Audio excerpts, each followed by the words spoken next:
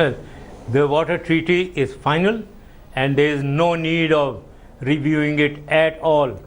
And you cannot do that unilaterally. You must not do that. And secondly, if you try to stop waters of Pakistan, you are escalating the conflict to another level, to a very, very serious level. You are trying to stop our waters. You are trying to drive us thirsty. This is what you want. You want to parch our lands. You think Pakistan will sit idle?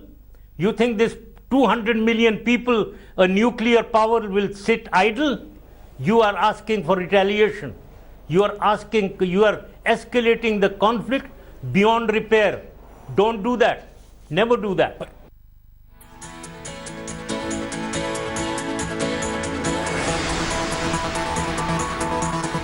Entire interview at 10:30 a.m. today. Pak President Pervez Musharraf cornered by India Today's Rahul cover. Now here's the other big news that we're tracking this morning. 1985, when SAARC was first established, a club of South Asian countries for regional cooperation. But now it is because of Pakistan that we're looking at once again politics being played out, because now India is wielding clout at SAARC after Pakistan's repeated double-speak. You have Pakistan isolated in the SAARC summit, which was to take place in Islamabad. And I say was because now serious questions being raised whether that summit will be held after India pulled out. This morning you had Bangladesh pulling out of SAARC summit. Let's take a look at the 8 countries of SAARC summit.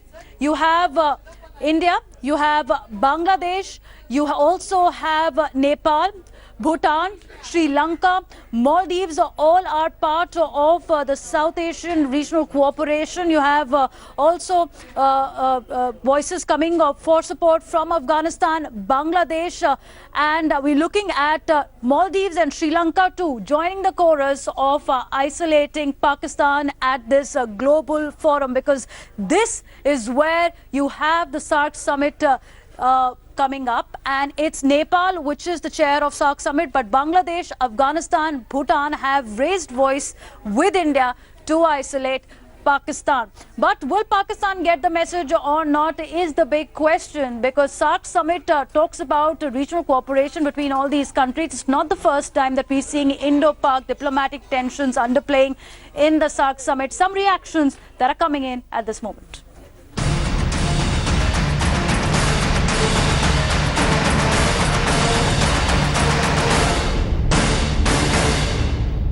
In India granted the MFN status under the GATT conditions of the WTO agreement in 1996. We waited for 2 decades. Pakistan hasn't reciprocated. Now on the 29th of September, later this week, Prime Minister Narendra Modi has called a meeting of External Affairs Ministry officials, Commerce and Industry Ministry officials, also PMO officials, a National Security Advisor. The MFN status will be up for review.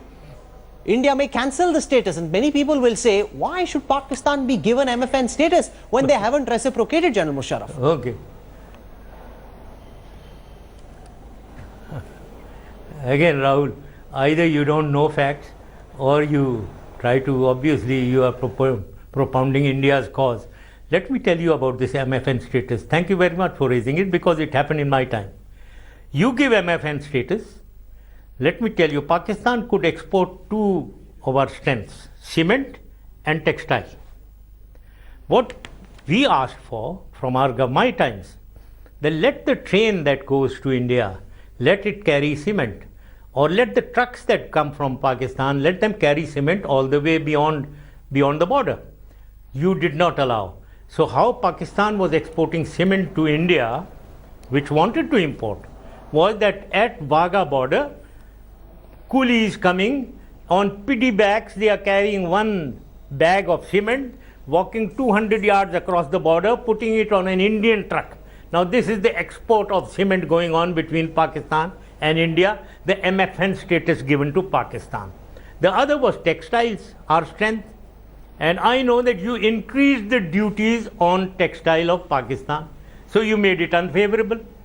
So that also, this is the great MFN status that you have. Please take it away, because it will not harm Pakistan at all.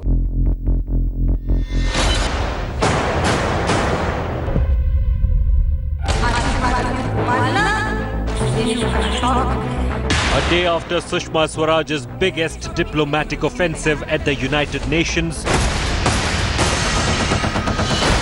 India today grills the man who once ruled Pakistan.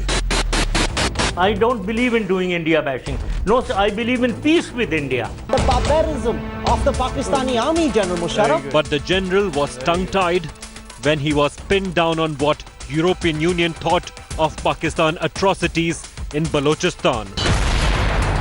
It is certainly Indian machinations which work in United Nations, in European Union. Big newsmaker Pervez Musharraf, Now, whenever anything happens across, you blame Pakistan straight. only on India Today.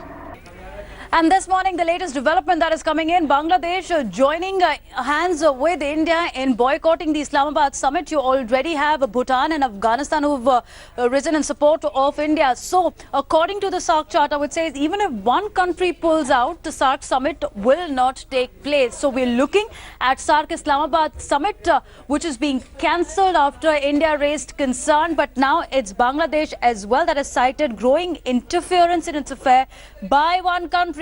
The country is not named, but according to Dhaka, this has created environment not conducive to the summit. The statement further says that the summit can only go forward in a more congenial atmosphere. And this is not the first time that we're seeing that a summit from SAARC is being cancelled. We've seen earlier as well, there were India-Pakistan hostilities that have always played in the background of SAARC since its inception in 1985. My colleague Smita joining us on the story. So Smita, India getting support from the South Asian nations. It's a big win for India that now Bangladesh is also supporting the call of New Delhi to isolate Pakistan. Still, this is a collective effort, clearly, for all the letters being shot off to the SAARC Secretariat, to the SAARC chair on 27th of September, be it Bangladesh, be it Bhutan. Earlier, of course, we had reported that Afghanistan and Bangladesh were going to come together with India in trying to isolate Pakistan. Bhutan, too, has now joined hands. So that definitely makes it a lot more impressive and, in fact, a lot more embarrassing for Pakistan, where the SAARC summit is to be held, in November this year. Because as the SAARC summit protocol says, that if any of the one countries, in fact, pull out of the summit, if they do not send representations at the level of the PM or the president, because SAARC works on a consensus mode, hence the summit cannot take place. And now it's not just one country, and all the countries in their letters are actually talking about the situation, the regional terror situation. Bangladesh even going to the extent of saying that there is internal affairs, intervention in its internal affairs by one country. So clearly New Delhi trying to look at all options short of war, at least on the diplomatic front, to try and isolate Pakistan.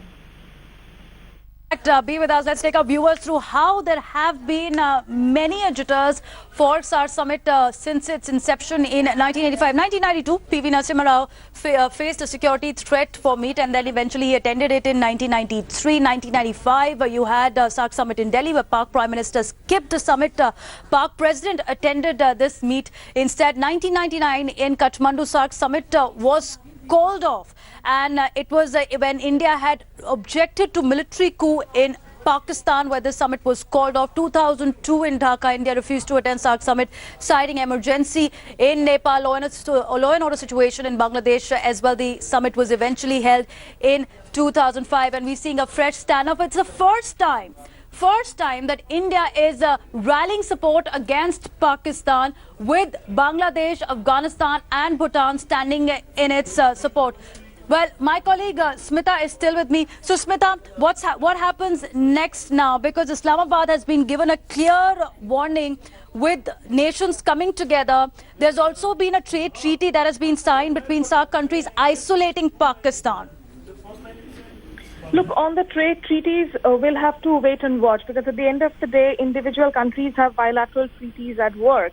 Are they willing to take that off the table? That is something we'll have to see. As far as the SAARC forum is concerned, for the longest time, Pakistan has acted as the obstacle to a lot of projects. Even during the SAARC summit in Kathmandu in 2014, we saw Narendra Modi trying to take lead of the subcontinent and actually, suggesting that sub-regionalism is the way forward, because the SAARC countries were trying to formulate a motor vehicles agreement that would have eased out commercial, in fact, vehicular movement. Pakistan was the obstacle, and Bangladesh, Bhutan, India, Nepal went ahead and formulated their own, in fact, BVI and motor vehicle agreement. So that's something, that's a model, in fact, that India will be positioning for the other countries. All right, Smita, thanks for joining us with those updates. Here's another big breaking news coming in.